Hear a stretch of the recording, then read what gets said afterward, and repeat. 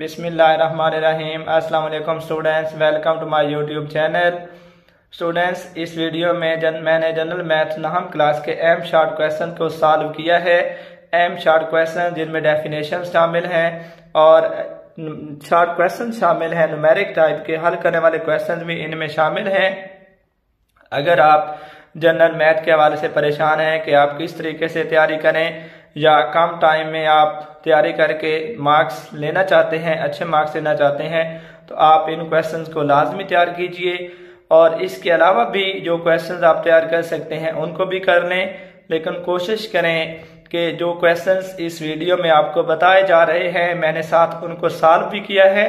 Students, ये वो questions हैं जो 2014 से लेकर 2023 तक एग्जाम में रिपीट होते रहे हैं। किसी ना किसी एग्जाम में ये क्वेश्चन आते रहे हैं, तो इन क्वेश्चंस को आप तैयार करें और आप इंशाल्लाह बआसानी जनरल मैथ का जो पेपर है वो पास कर सकते हैं। जो आर्ट्स क्लास के स्टूडेंट्स होते हैं उनके लिए मसला होता है कि रियाजी को किस तरीके से पास करें। तो आप रियाजी की इतनी तैयारी करें कि उसमें आप पासिंग मार्क्स ले लें और बाकी सब्जेक्ट्स की अच्छी तैयारी करें कि उनमें आप अपनी डिवीजन अच्छी बना लें, अपना ग्रेड को अच्छा कर लें। तो हम चलते हैं पहले सवाल की तरफ। पहला सवाल है, फीसद से क्या मुराद है? तो फीसद अरबी जबान का लफ्ज है जिसका मतलब होता है 100 में से। फीसद का मतलब होता है 100 में से। ये एमसीक्यूज भी पूछा जा सकता है। फीसद अरबी जबान का लफ्ज है जिसका मतलब है 100 में से। फीसद के लिए अलामत यह सामने लिखी हुई है, ये इस्तेमाल होती है। आप एक मिसाल भी दे सकते हैं, कोई भी आप लिख लें, लाजमी नहीं है कि आपने वहां 40% ही लिखना है। तो अगर हमारे पास हो 40% तो इसका मतलब है 100 में से 40, या इसको हम लिख सकते हैं 40/100। इसी तरीके से अगर हम कहते हैं 25% तो इसका मतलब होगा 25/100, या हम कह सकते हैं 100 में से 25। दूसरा सवाल है, निस्बत की तारीफ करें। यह भी एग्जाम में बहुत बार आ चुका है और आता है क्वेश्चन। दो एक जैसी इकाइयों वाली और एक जैसी मिकदारों वाली चीजों के दरमियान मवाजना को निस्बत कहते हैं, या हम ये भी कह सकते हैं दो हम किस्म मिकदारों के दरमियान ताल्लुक निस्बत कहलाता है। दो हम किस्म यानी एक जैसे मिकदारों के दरमियान जो ताल्लुक है वो निस्बत कहलाता है। या जो 9th क्लास की जनरल मैथ है उसमें डेफिनेशन लिखी हुई है, दो एक जैसी इकाइयों वाली और एक जैसी मिकदारों वाली चीजों के दरमियान मवाजना को निस्बत कहते हैं। कोई भी आप मिसाल लिख सकते हैं। मैंने यहाँ पे ली है 25/30 कि हमारे पास 25 मीटर हो और 30 मीटर, तो उनके दरमियान निस्बत होगी 5/6। यानी कि हमने देखना है कि कौन सा ऐसा टेबल है जो दोनों तरफ तकसीम किया जा सकता है, कौन सा ऐसा प्राइम नंबर है जो दोनों तरफ तकसीम हो सकता है। तो 5 को 25 पे भी तकसीम किया जा सकता है, 30 पे भी तकसीम किया जा सकता है। तो जब हम कोई से अगर हमारे पास दो आदाद ए और बी हों तो ए निस्बत बी में ए को एंटीसीडेंट कहते हैं, जो लेफ्ट साइड पे पहला रुकन होता है उसको एंटीसीडेंट कहते हैं, जो राइट साइड पे होता है वो कॉन्सिक्वेंट कहलाता है। और स्टूडेंट्स, आपने याद रखना है किसी भी निस्बत में ए निस्बत बी बराबर नहीं होता बी निस्बत ए के। निस्बत तभी बराबर होती है जब उसके अरकान इक्वल हो। अगर हम कहते हैं कि ए निस्बत बी बराबर है बी निस्बत ए के, तो ये तब भी मुमकिन है जब ए बी के बराबर होगा और बी ए के बराबर होगा, तभी ये निस्बत बराबर हो सकती है, अदरवाइज निस्बत बराबर नहीं होती। इसके जो ऑर्डर है, जो तरतीब है, वो मानी रखती है। तीसरा सवाल है, तनासब की तारीफ करें। दो निस्बतों के दरमियान बराबरी के ताल्लुक को तनासब कहते हैं। तनासब को अलामती तौर पर ये आपने 4 नुकात लगाने, याद रखना आपने, ये तनासब की अलामत है, या फिर हम इसके लिए बराबर भी डाल देते हैं, इससे लिखा जाता है। और निस्बत की अलामत भी स्टूडेंट्स आपने याद रखनी है, 2 नुकात आपने इस तरह डालने हैं। तो ये निस्बत है। इसी तरह यहाँ पे देखें, ये सी निस्बत डी से आप पढ़ेंगे तो इनके दरमियान तनासब को लिखेंगे ए निस्बत बी तनासब सी निस्बत डी।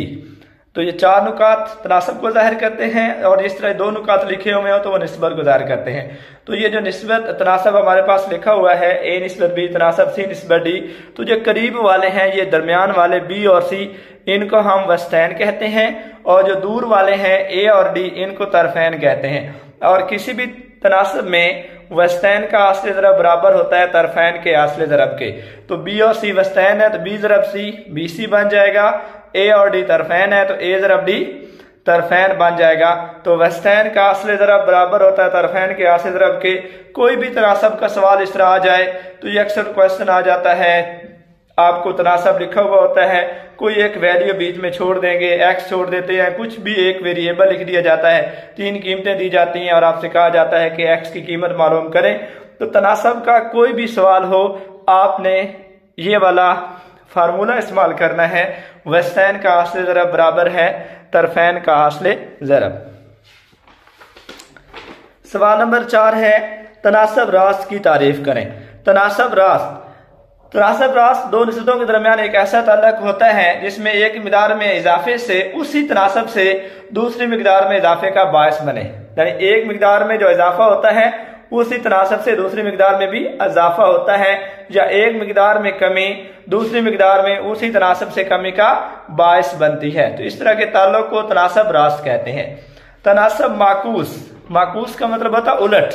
ये एक ऐसा ताल्लुक है या वो तनासब है जिसमें अगर एक चीज बढ़ रही है तो दूसरी चीज उसी तनासब से कम हो रही होती है, या एक चीज कम हो रही होती है तो दूसरी चीज उसी निस्बत से बढ़ रही होती है। तो तनासब माकूस बड़ी आसान सी तारीफ है, दो निस्बतों के दरमियान ताल्लुक जिसमें एक मिकदार में इजाफा उसी तनासब से दूसरी मिकदार में कमी का बायस बने, या एक मिकदार में कमी उसी तनासब से दूसरी मिकदार में इजाफा का बायस बने, तनासब माकूस कहलाता है। तो ये पहली 5 तारीफें थी, पहले यूनिट में से थी। बड़ी सिंपल सी आसान सी डेफिनेशन है और बहुत अहम डेफिनेशन है। इंशाल्लाह इनमें से एक का डेफिनेशन जरूर एग्जाम में आएगी, तो आपने इनको तैयार कर लेना है। छठा सवाल है, ये भी अहम सवाल है। सवाल तो काफी सारे हैं 9th की फिजिक्स में, 9th क्लास की मैथ में, जनरल मैथ में। तो इसमें आपको क्या किया गया है, फीसद में कोई रकम दी जाती है और आपने उसको कसर की आसान शक्ल में लिखना है। काफी सारे सवाल हैं, तो आपने सीख लेना है कि फीसद को कसर में कैसे तब्दील करना है। तो 56%, जब भी आपने फीसद को खत्म करना है आपने ज़रब 1/100 लिखना है, या बटा 100। सिंपल आप इसको बटा 100 भी कह सकते हैं, 56% को 56/100, या आप 56 ज़रब 1/100 भी लिख सकते हैं। तो ये मान गया 56 तकसीम 100। अब आपने देखिए आपसे पूछा गया कि कसर की आसान शक्ल में भी लिखें, तो आपने देखना है कौन सा ऐसा डिजिट है जो ऊपर भी तकसीम होता है पूरा पूरा, नीचे भी होता है। तो 4 जो है ये 56 पर भी पूरा पूरा तकसीम होता है, 100 पर भी पूरा पूरा तकसीम होता है। तो 56 को 4 पे तकसीम करें 14 होता है, 100 पे तकसीम करें 25। तो 56% को कसर की आसान शक्ल में लिखेंगे 14/25। 7वां सवाल है, 75% को कसर की आसान शक्ल में वाजे करें कि 75% को कसर में कैसे लिखेंगे। 75% को खत्म किया तो बटा लग गया, बटा 100 लग जाएगा। 75% बराबर है 75 तकसीम 100। 25 पे तकसीम कर लें 75 को भी 100 को भी, तो ये 3 तकसीम 4 आ जाता है। तो जब आपने कसर की आसान शक्ल में लिखना है तो आपने देखना है कि कौन कौन सा जो टेबल है वो ऊपर भी पूरा पूरा तकसीम होता है, नीचे भी तकसीम होता है। तो अगर 25 पे डायरेक्ट भी आप कर सकते हैं, या आप ऐसे कर लें, पहले 5 पे कर लें 15 5 75, 100 पे तो 20.100, दोबारा फिर 5 पे करना पड़ेगा, आपका आंसर 3/4 आ जाएगा। ये स्टूडेंट्स 8वां सवाल है, 8/12 को आसान तरीन शक्ल में लिखें। ये भी बहुत अहम शॉर्ट क्वेश्चन है, कई बार एग्जाम में पूछा जा चुका है, या इस तरह कोई भी सवाल आपसे पूछा जा सकता है। तो आपने तरीका देखना है कि निस्बत के सवाल कैसे जो है ना वो उनको आसान तरीन शक्ल में लिखा जाता है या उनको हल किया जाता है। 8/12 जिस तरह आपने बटे को हल किया है उसी तरह निस्बत को भी हल करना है। आपने ऐसा डिजिट देखना है जो दोनों तरफ पूरा पूरा तकसीम हो रहा हो। तो इस तरफ 8 है, यहाँ 12 है, तो 4 जो है वो 8 पर भी पूरा पूरा तकसीम होता है, 12 पर भी। तो हमने दोनों तरफ 4 पे तकसीम कर दिया, तो 4 2 8, 4 3 12। तो 8 और 12 की आसान तरीन शक्ल बनी 2/3। नेक्स्ट सवाल नंबर 9 है, अगर a/b बराबर है 2/3 हो तो 6a/5b मालूम करें। हमें क्वेश्चन दिया गया है, a/b की कीमत दी गई है, हमने 6a/5b की कीमत मालूम करनी है। तो स्टूडेंट्स यहाँ पे देखें आप, a/b बराबर है 2/3, तो देखें निस्बतें बराबर है। जब निस्बतें बराबर होती हैं तो उसका जो पहला रुकन है वो पहले रुकन के बराबर होता है, दूसरा रुकन दूसरे के बराबर होता है। तो यहाँ a की कीमत 2 है, b की कीमत 3 है। तो हमने कीमत मालूम करनी है 6a/5b की, तो हमने a की जगह 2 लिख दिया, b की जगह 3 लिख दिया। 6 को 2 से ज़रब दिया 12, 5 को 3 से ضرب दिया 15, 12 निस्बत 15। अब इसको सिंप्लीफाई भी किया जा सकता है, तो दोनों तरफ आप देखें 12 और 15 में इसको 3 पे तकसीम किया जा सकता है। तो 3 पे तकसीम किया, 3 4 12, 3 5 15, तो 6a निस्बत 5 भी ये कीमत आती है 4 निस्बत 5। नेक्स्ट 10वां सवाल है, अगर 82% घरों में टेलीविजन हो तो कितने फीसद घरों में टेलीविजन नहीं होगा। आपसे ये पूछा जा रहा है 82% घरों में टेलीविजन है तो कितने फीसद घरों में टेलीविजन नहीं होगा। तो जितने फीसद घरों में टेलीविजन है वो 82% है, 82% है। जितने फीसद घरों में टेलीविजन नहीं होगा 100 में से 82 को माइनस कर दें। देखें ना, फीसद का मतलब क्या होता है, 82% का मतलब है 100 में से 82 लोगों के पास टेलीविजन है। 100 में से 82 को माइनस कर दें, पीछे 18 रह जाएगा। तो 18 लोगों के पास टेलीविजन नहीं है, तो इसका मतलब है 100 में से 18 के पास टेलीविजन नहीं होगा, तो इसका मतलब है 18%। तो आपने कोई भी सवाल इस तरह का आ जाए 82% घरों में टेलीविजन है, 100 में से 82 को माइनस कर दें, लेकिन क्योंकि वो 82% घरों में है 18% में नहीं होगा, जवाब आपने फीसद में लिखना है। सवाल नंबर 11 है, अगर किसी किताब का 84% हिस्सा 420 सफ़ात पर मुश्तमिल हो तो किताब में कुल कितने सफ़ात होंगे। तो देखें, किताब का 84% हिस्सा दिया हुआ है, कुल सफ़ात नहीं दिया, वो पूछे गए हैं। तो 84% हिस्से पर कितने सवाल आता है 420। कुल सफ़ात कैसे निकालेंगे, 84% जरा के तकसीम हो जाएगा। तो कुल सफ़ात जब आपने निकालने हैं, अगर हम 420 को इस फीसद जितने फीसद दिया हुआ है उस पर तकसीम कर दें, हम कुल सफ़ात निकाल सकते हैं। 420 तकसीम 84, क्योंकि फीसद बटे में है, ऊपर जाके ये ज़रब 100 बन जाएगा। बटे में अगर फीसद आ रहा हो उसको ख़त्म करके 100 शुमार कनीदे में लिखेंगे। तो ये आप कैलकुलेटर से ज़रब तकसीम कर सकते हैं, तो आंसर 500 आता है ज़रब तकसीम करने के बाद। तो ये तो क्वेश्चन है 84% दिया गया है ना। इस तरह का कोई भी सवाल आ जाए, आपको बता दिया जाए कि 66% हिस्सा है या जितना भी है, तरीका यही होगा। जैसे रकमें चेंज होंगी, जो भी रकमें दे दी जाएं, तरीका आपने यही फॉलो करना है और इस तरीके से आपने कुल सफ़ात निकाल लेने हैं। सवाल नंबर 12 है, ये मैंने आपको तनासब की डेफिनेशन में बताया था कि आपको कोई ना कोई तनासब दे दिया जाता है, उसमें एक्स की कीमत मालूम करें। तो यहाँ आप देख लें, एक्स दिया हुआ है, इसकी कीमत हमने मालूम करनी है। तो ये रकम है एक्स निस्बत 3 तनासब 60 निस्बत 15। तो हम जानते हैं किसी भी तनासब में तरफैन का आसले ज़रब बराबर होता है वस्तैन का आसले ज़रब। तो 15 और एक्स तरफैन है जो दूर दूर हैं साइडों पे, 15 ज़रब एक्स बराबर होगा 3 और 6 60 वस्तैन है, 3 ज़रब 60, तो एक्स बराबर आ जाता है ज़रब तकसीम करने के बाद 12। क्वेश्चन नंबर 13 है, यहाँ से भी हमने एक्स की कीमत मालूम करनी है। 20 निस्बत 50 तनासब 8 निस्बत एक्स की कीमत मालूम करनी है। जैसे हमने पहले सॉल्व किया उसी तरीके से यहाँ भी हम सॉल्व कर लेते हैं कि वस्तैन का आसले ज़रब बराबर होता है तरफैन का आसले ज़रब।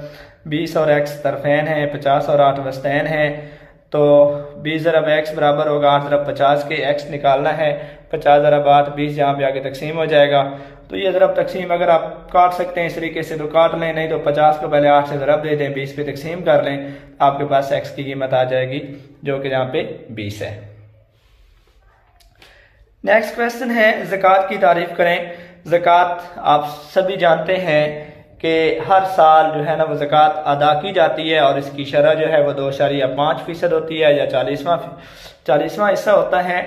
तो ज़कात इस्लाम के 5 बुनियादी अरकान में से एक है। ज़कात वो रकम है जो कि साहिब नसाब मुसलमान दी गई शरह पर गुरबा और ज़रूरतमंदों में बज़ाते खुद या इस्लामी अहकामात के ज़रिए साल में एक बार अदा करते हैं। बड़ी आसान सी डेफिनेशन है, मुश्किल नहीं है और कई बार ये एग्जाम में पूछी जा चुकी है। नेक्स्ट पूछा जाता है ज़कात की शरह क्या है। ज़कात की शरह से क्या मुराद है। ज़कात की शरह से मुराद है जो कोई साहिब नसाब मुसलमान ज़ाहिरी और गैर ज़ाहिरी दौलत पर, उसके पास ज़ाहिरी दौलत है या गैर ज़ाहिरी है, उस पर 2.5% की शरह से या सामान या रुपया का 40वां हिस्सा यानी 1/40 हिस्सा अदा करता है या करती है। ये कोई भी कर सकता है, नकद भी हो सकता है, औरत भी हो सकती है। अगर उसके पास जितनी भी रकम है, चाहे वो उसकी ज़ाहिरी दौलत है या गैर ज़ाहिरी दौलत, उस पर वो 2.5% के हिसाब से या 40वें हिस्से के हिसाब से ज़कात अदा की जाती है। तो ये ज़कात की शरह है। और ज़कात की शरह तो इसमें आप याद रख लें, साहिब निसाब मुसलमान वो होता है जिसके पास 7.5 तोले सोना हो या 52 तोले चांदी हो, वो साहिब निसाब मुसलमान है और उसके ऊपर ज़कात अदा करना फ़र्ज है। नेक्स्ट क्वेश्चन है, उशर क्या होता है? उशर की तारीफ कीजिए। उशर की शरह कितनी है?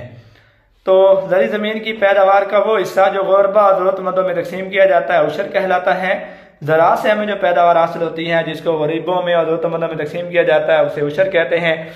कुदरती ज़राए आबपाशी से हासिल होने वाली पैदावार का 10% और मसनूई ज़राए से हासिल होने वाली पैदावार का 5% उशर के तौर पर अदा किया जाता है। कुदरती ज़राए वो है जहाँ पे इंसान की अपनी मेहनत शामिल नहीं होती, उसने पानी वगैरह नहीं लगाए होते या उसका खर्चा वगैरह नहीं होता, जिस तरह बारान नहीं कह सकते हैं, तो उससे जो पैदावार हासिल होती है उस पर 10% उशर देना होता है। लेकिन जो आप मसनूई ज़राए से हासिल करते हैं जिसमें आपकी मेहनत शामिल होती है, पानी वगैरह लगाते हैं आप, खादे वगैरह और सारा कुछ वो शामिल होता है, तो उस पर जो पैदावार हमें हासिल होती है उसका 5% उशर देना होता है।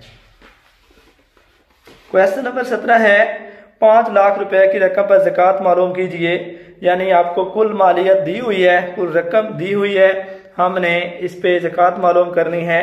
तो ज़कात की शरह आप जानते हैं 2.5% होती है। तो इसको अगर हम बटे में चेंज कर लें, 2.5 इशारिया ख़त्म किया तो बटा 10 आ जाएगा, इशारे की जगह एक पीछे 1 इंच से 1 सिफर आ जाएगा, फीसद का 1/100 बना, तो ये इकट्ठा बन गया 25/1000। ज़कात की रकम मालूम करनी है तो ये शरह निकाली आपने 2.5% है या 25/1000, आपने उसको बटे में चेंज कर लिया, इसको 5 लाख से ज़रब दे दें। यानी आप इसको ऐसे भी लिख सकते हैं 2.5% ज़रब 5 लाख। तो ये आप कैलकुलेटर से ज़रब तकसीम कर लें तब भी ठीक है, खुद करना चाहें कर सकते हैं। 3 सिफरों से मैंने ये 3 सिफरें काट दी, 25 को 500 से ज़रब दे दिया तो ये 12,500 रुपये रकम बनती है 5,000 रुपये की रकम पर जो ज़कात है। तो ये ज़कात का कोई भी सवाल हो आप इसी तरीके से निकाल सकते हैं, शरह को आप कुल रकम से ज़रब दे दें। 18वां सवाल है, अगर सोने की मालियत 11,10,000 रुपये हो तो उस पर ज़कात मालूम कीजिए। सोने की मालियत आपको दी हुई है, ज़कात की रकम मालूम करनी है तो आप शरह जो है उसको कुल मालियत से ज़रब दे दें। शरह 2.5% होती है, ज़रब 11,10,000, 2.5% की जगह बटा 100 लिख दें, शारिया ख़त्म की 1 सिफर और लग जाएगी, ज़रब 11,10,000 तो ये मान जाता है 27,750 रुपये। तो ये बड़ा ही आसान सा तरीका है। तो फीसद का 100 आएगा, इशारिया के पीछे भी 1 इंसा है, उसको इशारिया को ख़त्म करेंगे 1 सिफर और लग जाती है, तो 3 सिफरें कट जाएंगी, 25 को ज़रब दे दें 1110 से तो ये 27,750 रुपये बनते हैं। 19वां सवाल है, अगर चांदी की मालियत 3 लाख रुपए हो तो उस पर ज़कात मालूम कीजिए। ये भी वैसे ही सवाल है, ज़कात की रकम मालूम करनी है, शरह को कुल रकम से ज़रब दे दें। शरह होती है ज़कात की 2.5% ज़रब 3 लाख, तो ये बटा फीसद को ख़त्म किया, इशारिया भी ख़त्म किया, 25 तकसीम 1000 आ जाएगा, ज़रब 3 लाख, तो ये 3 सिफरें से कट जाएंगी, बाकी आप ज़रब दे दें तो ये 7,500 रुपये ज़कात बनती है अगर मालियत 3 लाख रुपए हो। तो ये कोई भी रकम आपको कुछ भी दिया जा सकता है, आपने जस्ट मेथड सीखना है, तरीका सीखना है कि ज़कात मालूम करनी है तो शरह को आप कुल रकम से ज़रब दे दें। ये स्टूडेंट्स मैंने अहम सवाल लिख दिए हैं ज़कात के जो पेपरों में आ चुके हैं, मेन क्वेश्चन जो आपके पेपर में है या एग्जाम्पल में थे या किसी एक्सरसाइज में थे, आप इनको याद कर लें, तरीका याद रखें। आप अगर आप तरीका आपको आ गया है तो कुछ भी रकम आपको दे दी जाए आप ज़कात निकाल सकते हैं। ज़कात की शरह आपको आनी चाहिए 2.5%। 20वां सवाल है, 15 लाख रुपए मालियत के सोने पर ज़कात की कटौती मालूम कीजिए। कि अब देखें ना, थोड़ा सा तरीका चेंज कर दिया, मतलब वही है, मालूम आपने ज़कात ही करनी है। पहले वो डायरेक्ट आपसे कह रहे थे ज़कात मालूम कीजिए, अब वो कह रहे हैं ज़कात की कटौती मालूम कीजिए। मकसद क्या है, थोड़ा सा आपसे चेक करना चाह रहा है एग्जामिनर कि आप पास कितना कंसेप्ट है, आपने जस्ट रट्टा लगाया हुआ है या आपको कंसेप्ट भी है। तो ज़कात की कटौती मालूम कीजिए, मतलब वही आपने ज़कात ही मालूम करनी है। तो कुल शरह जो होती है वो 2.5% है, कुल मालियत 15 लाख है, अब इसको ज़रब दे दें। तो ये मैंने वही जो तरीका पहले आपको बताया था, 25 तकसीम 10 कर दिया, ज़रब 1/100% का, और ये कुल मालियत लिख दी। तो ये ज़रब तकसीम करने के बाद 37,500 रुपये ज़कात बनती है, कुल मालियत अगर 15 लाख रुपए हो तो। 21वां सवाल है, विरासत में बेटे और बेटी की हिस्सों में निस्बत तहरीर करें। कि विरासत, जब भी कोई शख्स वफात पा जाता है तो पीछे जो बेटे और बेटी होते हैं उसको किस हिसाब से जो है ना वो हिस्सा मिलता है। तो बेटे के 2 हिस्से होते हैं, बेटी का 1 होता है, तो बेटा निस्बत बेटी ये बन जाएगा 2 निस्बत 1। अगर बेटे को 2 हिस्से मिल रहे हैं तो बेटी को 1 हिस्सा मिलता है। नेक्स्ट क्वेश्चन है, 1 लाख रुपए पर 10% के हिसाब से उशर की मालियत कितनी होगी। कुल रकम दे दी गई है, शरह आप ना भी दें, लेकिन देखिए यहाँ पे इसने बताया नहीं है कि कुदरती ज़राए हैं या मसनूई है। उसने डायरेक्ट यही कह दिया कि 10% के हिसाब से उशर मालूम कीजिए। इसका मतलब क्या होगा कि कुदरती ज़राए से हासिल की गई पैदावार है तो उशर की रकम का तरीका भी वही है जैसे मैंने आपको बताया है। ज़कात की रकम मालूम करनी है कि शरह को आप कुल रकम से ज़रब दे दें, तो उशर भी आपने मालूम करना है। ये शरह है, इसको कुल रकम से आप ज़रब दे दें तो ये 1 लाख बनता है, ज़रब 10 तकसीम 100, 10% 10/100, तो ये तकसीम करने के बाद 10,000 रुपए उशर की रकम बनती है अगर मालियत 1 लाख रुपए हो तो। नेक्स्ट क्वेश्चन है, अब देखिए यहाँ पे वो मसनूई ज़राअत बता दी है उसने कि मसनूई ज़राअत से हासिल की गई चावल की फासिल की मालियत 4,90,000 रुपए हो तो उशर मालूम कीजिए। चावल की फसल हासिल की गई है जिसकी मालियत 4,90,000 रुपया है और वो मसनूई ज़राअत से हासिल की गई है, तो हमने उशर मालूम करना है कितना होगा। तो उशर की शरह जो मसनूई ज़राअत पर होती है वो 5% है, आपको याद रखनी है। मैंने ऑलरेडी आपको बताई है उशर की शरह कि मसनूई ज़राअत से ये पैदावार हासिल की गई है, उशर की शरह 5%। उशर की रकम मालूम करनी है, तो जो शरह है 5%, इसको 4,90,000 से ज़रब दे दें। फीसद को ख़त्म किया, 5 तकसीम 100 ज़रब 4,90,000, तो ये 2 सिफरें सिफरों से कट जाएंगी। 5 को आप 49,100 से पीछे ज़रब दे दें तो ये 24,500 रुपए बनते हैं। तो ये इस पे ज़रब तकसीम पे आपने परेशान नहीं होना। आप बेशक आपको नहीं समझ आ रही है कैसे कटिंग हो रही है, तो आप पहले 5 को 4,90,000 से ज़रब दे दें, 100 पे तकसीम कर दें, तब भी आपका आंसर आ जाएगा। क्वेश्चन नंबर 24 है, कीमत खरीद की तारीफ कीजिए। तो ये बहुत सवाल अहम है। कीमत खरीद वो कीमत जिस पर एक दुकानदार कोई चीज खरीदता है उसे चीज की कीमत खरीद कहते हैं। कोई भी शख्स है, दुकानदार है, कोई भी शख्स अगर कोई चीज खरीदता है तो वो उस चीज की कीमत खरीद है। नफा क्या होता है, अगर किसी चीज की कीमत फरोख्त उसकी कीमत खरीद से ज्यादा हो तो नफा हासिल होता है, जिसे हम मुनाफा भी कहते हैं। हमने कोई चीज खरीदी है और उसको हमने बेचा है, अगर खरीद कम हो कीमत फरोख्त ज्यादा हो तो नफा हासिल होता है। नफा बराबर होता है कीमत फरोख्त मनफी कीमत खरीद। जाहिर सी बात है कीमत फरोख्त ज्यादा है तो कीमत फरोख्त में से कीमत खरीद माइनस करेंगे तो नफा होगा। नेक्स्ट क्वेश्चन है, करंट अकाउंट की तारीफ करें। करंट अकाउंट एक रनिंग अकाउंट होता है जो अपनी इंतकाल पजीरी की वजह से मुसलसल जारी रहता है, उसे हम करंट अकाउंट कहते हैं। यानी एक चलता हुआ खाता होता है, रनिंग अकाउंट होता है जो अपनी इंतकाल पजीरी की वजह से मुसलसल रवा रहता है, चलता रहता है। 27वां क्वेश्चन है, पे ऑर्डर की तारीफ करें। पे ऑर्डर चेक की तरह होता है जिसे बैंक गाहक की दरखास्त पर जारी करता है, यानी ये भी एक चेक, एक तरह का चेक होता है और जब गाहक की दरखास्त पर बैंक उस पे ऑर्डर जारी करता है। क्वेश्चन नंबर 28 है, हमें दिया गया है कीमत फरोख्त मालूम करनी है, कीमत खरीद दी गई है और मुनाफा भी दिया गया है। तो ये फार्मूला आपने याद रखना है। अगर आपको कीमत खरीद दी गई हो, मुनाफा दिया गया हो, कीमत फरोख्त मालूम करने का फार्मूला तरीका देख लें। 100 जमा नफा फीसद तकसीम 100, नफा फीसद आपने ऊपर लिखना है। 100 जमा नफा फीसद तकसीम 100 और उसको कीमत खरीद से ज़रब देनी है। मुश्किल नहीं है, आसानी है। कीमत फरोख्त कैसे निकालेंगे, 100 में नफा फीसद जमा करेंगे तकसीम 100, फिर आप ज़रब दे दें कीमत खरीद से। तो इस सवाल में ये 100 की जगह 100 आ गया, जमा नफा फीसद कितना है 10 है, तो नफा फीसद 10 लिखेंगे, साथ फीसद नहीं लिखेंगे, नफा फीसद 10 है, तकसीम 100 और कीमत खरीद 950 है। तो ये ज़रा तकसीम कर लें आप, 1045 रुपए उस चीज की कीमत फरोख्त होगी। अगर 950 रुपए की चीज की मालियत पर हमें 10% मुनाफा हो रहा है तो कीमत फरोख्त 1045 रुपए होगी। ये इस कटिंग से आपने परेशान नहीं होना। मैंने आपको ऑलरेडी बताया है कि 950 को 110 से आप कैलकुलेटर से ज़रब दे दें, 100 पे तकसीम कर लें, आपका आंसर आ जाएगा। नेक्स्ट क्वेश्चन नंबर 29 है, आपने कीमत फरोख्त मालूम करनी है। कीमत खरीद दी गई है, नुकसान दिया गया। देखिए वहां नफा दिया गया था, अब नुकसान है, तो अब कीमत फरोख्त 100 में से नुकसान फीसद को माइनस करेंगे। क्योंकि कीमत फरोख्त बढ़ जाती हैं जब मुनाफा होता है, लिहाजा आपने मुनाफा फीसद जमा करना है वहाँ।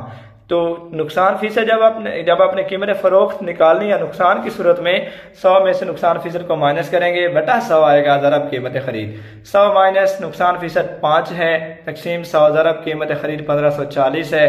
तो इस ज़रब तकसीम कर लें, 1463 रुपये इसकी कीमत फरोख्त बनती है। देखें 95 को आप पहले 1540 से ज़रब दे दें या फिर 100 पे तकसीम कर लें, या पहले सिफर से कट सकती है, 154 को 95 से ज़रब दे दें फिर 10 पे तकसीम कर लें। सवाल नंबर 30 है, दादशुदा कीमत मालूम कीजिए जबकि कीमत फरोख्त 858 रुपए, छूट 12%। देखें अब डिफरेंट तरीकों से आपसे सवाल पूछे जा रहे हैं। पहले आपसे सवाल पूछा गया था कीमत खरीद दी गई थी, मुनाफा दिया गया था, कीमत फरोख्त मालूम करनी थी। फिर उसने कीमत खरीद दे दी, नुकसान दिया, कीमत फरोख्त मालूम करनी है। स्टूडेंट्स फार्मूलाज को आपने याद रखना। अगर आपको ये फार्मूलाज याद हैं, क्वेश्चन कोई भी आ जाए आप उसको सॉल्व कर सकते हो। तो यहां हमने दादशुदा कीमत मालूम करनी है, कीमत फरोख्त 858 रुपए है, छूट 12% है। तो दादशुदा कीमत कैसे निकालेंगे? अगर आपको कीमत फरोख्त और छूट दी गई हो तो ये फार्मूला होता है 100 ज़रब कीमत फरोख्त तकसीम 100 माइनस छूट फीसद। मुश्किल नहीं है, ऊपर 100 ज़रब कीमत फरोख्त तकसीम आएगा 100 माइनस छूट फीसद। तो 100 ज़रब कीमत फरोख्त है 858 रुपए, छूट फीसद है 12। 100 को आप 858 से ज़रब दे दें, 100 में से 12 को माइनस किया 88, तो ये 85,800 बनता है। 100 को 858 से ज़रब दें, 85,800 बनता है। इसको 88 पे तकसीम कर लें, 975 रुपए उस पर दादशुदा कीमत होगी।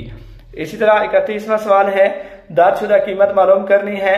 जहां पर भी कीमत फरोख्त दी गई है, छूट दी गई है, तो दादशुदा कीमत ऑलरेडी मैं आपको बता चुका हूं, उसके निकालने का तरीका होता है 100 ज़रब कीमत फरोख्त तकसीम 100 माइनस छूट फीसद।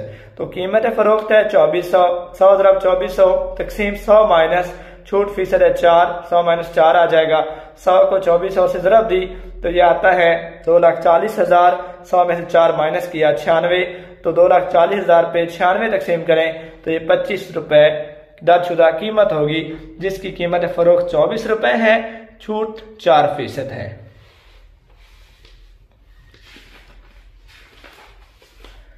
सवाल नंबर 32 है, कीमत खरीद मालूम करनी है। कीमत फरोख्त 672 रुपए है और मुनाफा 5% है। देखिए पहले हमने क्वेश्चन नंबर 28 में देखा था, मुनाफा दिया गया था, कीमत खरीद दी गई थी, हमने कीमत फरोख्त मालूम की थी। अब हमें क्या दिया जा रहा है? अब हमें कीमत फरोख्त दी जा रही है, मुनाफा दिया जा रहा है, और अब हमने कीमत खरीद मालूम करनी है। तो फार्मूला देख लें, कीमत खरीद बराबर होता है 100 तकसीम 100 जमा नफा फीसद ज़रब कीमत फरोख्त। 100 तकसीम 100 जमा नफा फीसद ज़रब कीमत फरोख्त। तो ये मवाजना भी देख लें आप, कीमत फरोख्त में 100 जमा नफा फीसद आप शुमार कुनिंदा में लिखेंगे 100 बटा, अब ये उलट जाएगा, कीमत खरीद की जगह कीमत फरोख्त आ जाएगा, कीमत खरीद की जगह, और कीमत फरोख्त की जगह कीमत खरीद आ जाएगा। ये रकम उलट जाएगी। मैं आपको ये निशानी बता रहा हूँ ये फार्मूला लिखने की। अगर आपको कीमत फरोख्त का फार्मूला आता है और अगर आपको क्या दिया जाता है कि कीमत खरीद मालूम करें, इसी फार्मूले को उल्टा दें, इस रकम को उल्टा दें और कीमत खरीद की जगह कीमत फरोख्त लिख दें, कीमत फरोख्त की जगह कीमत खरीद लिख दें। तो कीमत खरीद बराबर है 100 तकसीम 100 जमा नफा फीसद ज़रब कीमत फरोख्त। 100 तकसीम 100 जमा नफा 5 है, 100 जमा 5 ज़रब कीमत फरोख्त 672 है। 100 तकसीम 100 में 5 जमा किया 105 ज़रब 672 था, तो मैंने 100 को 672 से ज़रब दिया, ये बनता है 67,200। 100 जमा 5 105 होता है, तो 67,200 पे 105 तकसीम किया तो ये 640 रुपए हासिल होते हैं कीमत खरीद। देखिए स्टूडेंट्स, कीमत फरोख्त कुछ भी दी जा सकती है, मुनाफा भी कुछ भी दिया जा सकता है, आपको जस्ट इस चीज को पिक करना है, ये फार्मूला आना चाहिए। ज़रब तकसीम आप कैलकुलेटर से कर सकते हैं, मेन चीज फार्मूला है, फार्मूला ज़बानी याद करें। कीमत खरीद मालूम करनी है, आप देखें पहले मुनाफा दिया गया था, अब नुकसान दिया गया है और कीमत फरोख्त भी दी गई है। तो कीमत खरीद बराबर होगा 100 ज़रब कीमत फरोख्त, उसी तरीके से था 100 ज़रब कीमत फरोख्त तकसीम 100 माइनस नुकसान फीसद। देखिए नुकसान में चीज की कीमत कम हो जाती है, कीमत खरीद मालूम करनी है ना, तो नुकसान तो माइनस करेंगे, नफा ऐड होता है तो वो 100 में हमने ऐड किया, नुकसान हो रहा है 100 माइनस नुकसान फीसद। बिल्कुल वही फार्मूला है, कोई चेंजिंग नहीं है। जमा की जगह नीचे माइनस आएगा, नफा फीसद की जगह नुकसान फीसद आ जाएगा। तो 100 ज़रब कीमत फरोख्त है 851 रुपए, तकसीम 100 माइनस नुकसान फीसद है 8। 100 को 851 से ज़रब दी 85,100, 100 में से 8 माइनस किया 92, ये तकसीम करें तो 925 रुपए हासिल होते हैं, जो कि कीमत खरीद है। तो देखें, नुकसान की सूरत में कीमत फरोख्त कीमत खरीद से कम होती है। कीमत खरीद 925 रुपए है, कीमत फरोख्त 851 रुपए है। नेक्स्ट क्वेश्चन है, कीमत फरोख्त मालूम करें जबकि दर्जशुदा कीमत 728 रुपए, छूट 6%। ये क्वेश्चन हम पहले भी इस तरह कर चुके हैं कि अगर हमें छूट और दर्जशुदा कीमत दे दी जाए तो कीमत फरोख्त हम कैसे निकाल सकते हैं। तो कीमत फरोख्त बराबर होती है दर्जशुदा कीमत ज़रब 100 माइनस छूट फीसद तकसीम 100। फार्मूला याद रख लें, क्वेश्चन किया जा सकता है। अगर आपको छूट दे दी जाती है, दर्जशुदा कीमत दे दी जाती है, कीमत फरोख्त मालूम करने का तरीका है कीमत फरोख्त बराबर है दर्जशुदा कीमत ज़रब 100 माइनस छूट फीसद तकसीम 100। तो इस सवाल में आपको फार्मूला अगर आता है तो दर्जशुदा कीमत की जगह आप 728 लिखेंगे, ज़रब 100 माइनस छूट फीसद की जगह 6 लिखेंगे और तकसीम 100। तो हम चलते हैं, कीमत फरोख्त बराबर आ जाएगा 728 ज़रब 100 माइनस 6, 100 में से 6 को माइनस किया 94, तो ये बटा 100 आ गया। 728 को 94 से आप कैलकुलेटर से ज़रब दे दें, 100 तकसीम कर दें, तो ये कीमत फरोख्त आती है 684.32 रुपए। 35वां सवाल है, एक ताजर एक कुर्सी 2700 रुपए में फरोख्त करता है और 20% नफा कमाता है। कुर्सी की कीमत खरीद मालूम करें। ताजर है 2700 रुपए में कुर्सी को फरोख्त कर रहा है और उसे उसमें से 20% नफा मिल रहा है। कुर्सी की कीमत खरीद मालूम करें। देखिए स्टूडेंट्स, पहले हमने इस तरह का सवाल किया है, हमें कीमत फरोख्त भी दी गई थी और नफा भी दिया गया था, हमने कीमत खरीद निकाली है। यहां से देख लें, वहां पे डायरेक्ट आपको बताया गया था कीमत फरोख्त इतनी है, मुनाफा इतना है, कीमत खरीद मालूम कीजिए। लेकिन जहां थोड़ा उसने उसी फार्मूले को अप्लाई किया हुआ है, थोड़ा सा इबाती सवाल बना दिया है। तो यहाँ पे देखें, ये जो 2700 रुपए है ये कीमत फरोख्त है, 2700 रुपए कीमत फरोख्त और ये नफा फीसद, यानी सवाल वही बन रहा है, आपको कीमत फरोख्त दी जा रही है और फिर आपको नफा भी दिया जा रहा है। कीमत फरोख्त यहाँ पे है 2700 रुपए और नफा आपको दिया जा रहा है 20%। तो बिल्कुल आपने वही फार्मूला इस्तेमाल करना है, कीमत फरोख्त दी गई हो और नफा दिया गया हो तो कीमत खरीद बराबर होती है 100 तकसीम 100 जमा नफा फीसद ज़रब कीमत फरोख्त। तो 100 तकसीम 100 जमा नफा फीसद 20 है, 20 आ जाएगा ज़रब 2700। 100 को 2700 से ज़रब दे दें, 100 में 20 जमा किया 120, सिफर से सिफर कट जाएगी। 270 को 100 से ज़रब दिया और 12 पे तकसीम करने के बाद आंसर 2250 रुपए आता है। तो ये कुर्सी की कीमत खरीद होगी।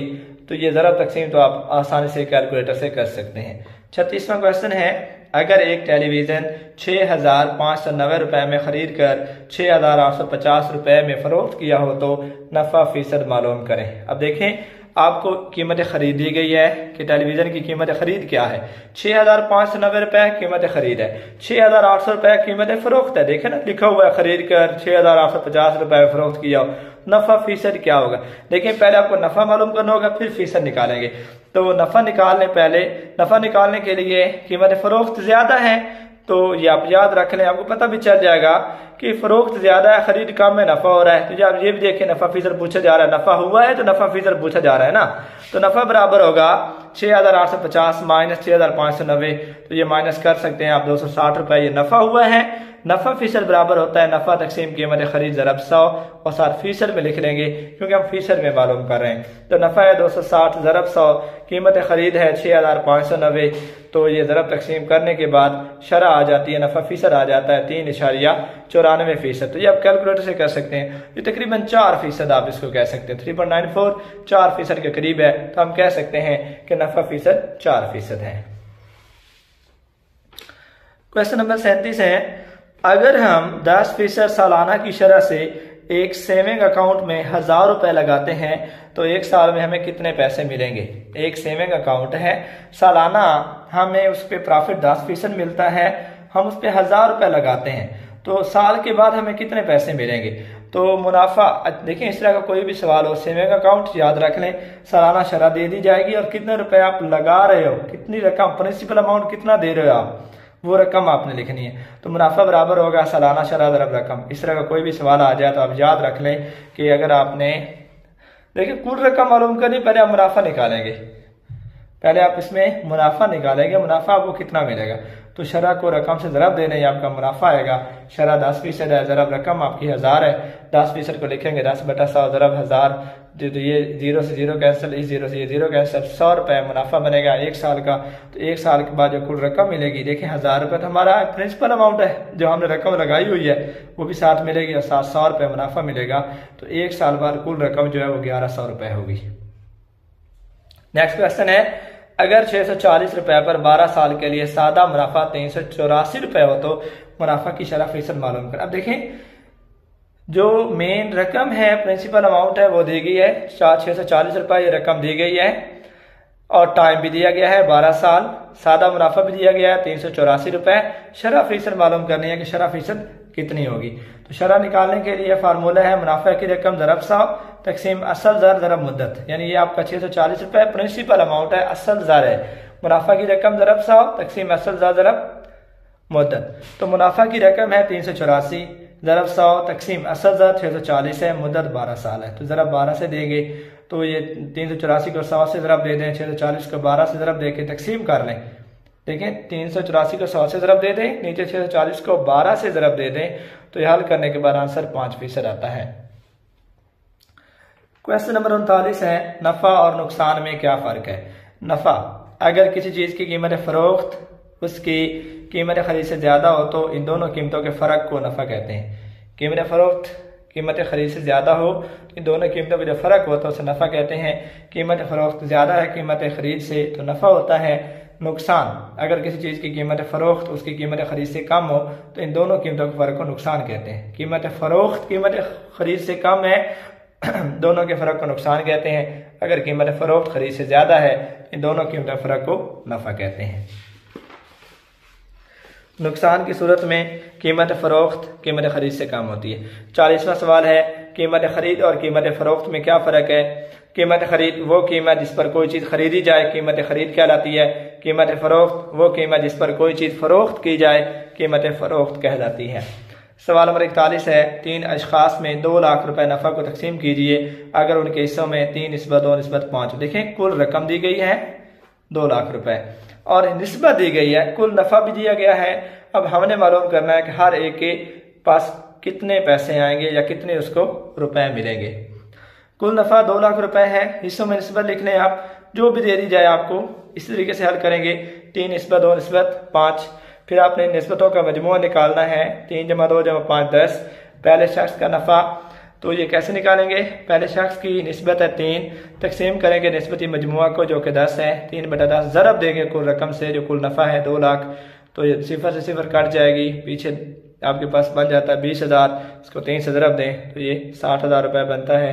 दूसरे शख्स का नफ़ा इसी तरीके से निकालेंगे, उसकी निस्बत 2 है, निस्बती मजमुआ पे डिवाइड करेंगे, 10 में से उसको 2 मिल रहे हैं, ज़रब 2 लाख, 0 से 0 कट जाएगी, 20,000 को 2 से ज़रब दें 40,000 रुपये, ये दूसरे शख्स का नफ़ा होगा। तीसरे शख्स का नफ़ा निकालना है आपने, 5/10 ज़रब 2 लाख, 0 से कैंसिल हो जाएगा, 20,000 को 5 से ज़रब दें तो 1 लाख रुपए तीसरे शख्स का नफ़ा होगा। तो ये तीनों का नफ़ा ऐड करें तो 2 लाख भी बनना चाहिए। तो ये 60,000 जमा 40,000 1 लाख, 1 लाख में 1 लाख जमा किया 2 लाख।